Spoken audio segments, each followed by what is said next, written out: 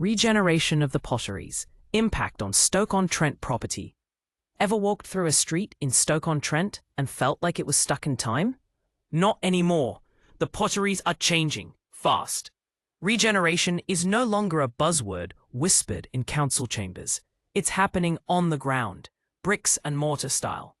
Honestly, if you told me 5 years ago that Hanley would start to resemble parts of Manchester's northern quarter, okay, give or take, I would have laughed. But walk around now.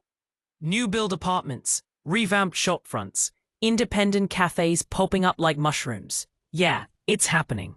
Let's break it down. What's really going on?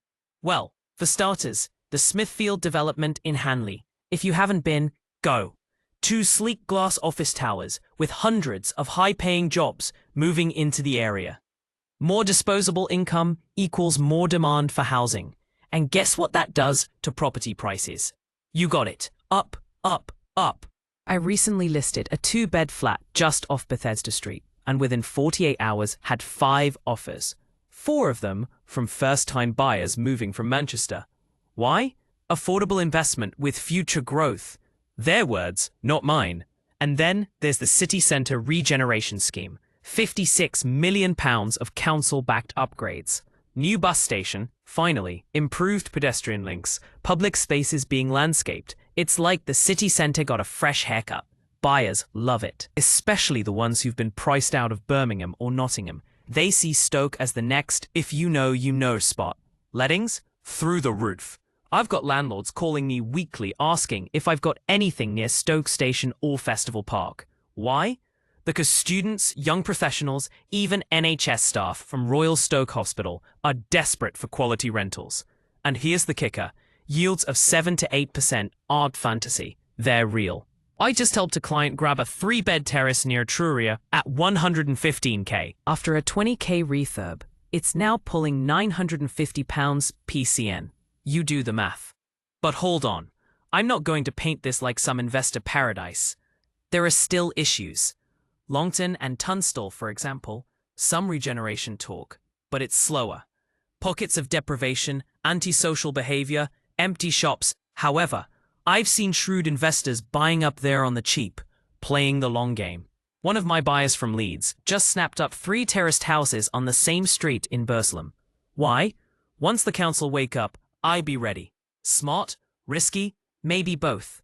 Another big one, transport links. The government keeps teasing HS2. Well, no, it's off the cards for Stoke, but local upgrades are coming. The Midlands Connect proposals could still improve rail times. Meanwhile, more people are happy commuting to Crewe or Stafford from Stoke, because the homes are cheaper and bigger. So what does all this mean if you're in property? If you're selling, great news. You're likely to attract buyers from outside the city. I always tell sellers, tidy up the garden, sort that damp patch in the hallway, and you're golden. The demand is there. If you're buying, act fast. Prices are creeping. According to the latest land registry data, average house prices in Stoke rose nearly 6.2% over the past year. Not as bonkers as London, but still. And if you're letting, good luck keeping up with demand. My advice? Think about HMO conversions, especially around Shelton and Penkle. But do your homework. Licensing rules are tight. One more thing. Regeneration brings change, and not everyone loves it. I've had some older vendors who feel priced out of their own area. Gentrification? Maybe. But also, jobs, infrastructure, better housing. It's a fine balance. To wrap up, Stoke-on-Trent's property market is shifting rapidly. Regeneration is the driver. If you're in the game, agent, landlord, buyer, seller, keep your eyes open. Because things are moving, and fast. Next time you're in Hanley, grab a coffee from that new place opposite the old Potteries shopping centre. Look around. Smell that fresh paint. That's the scent of opportunity, mate.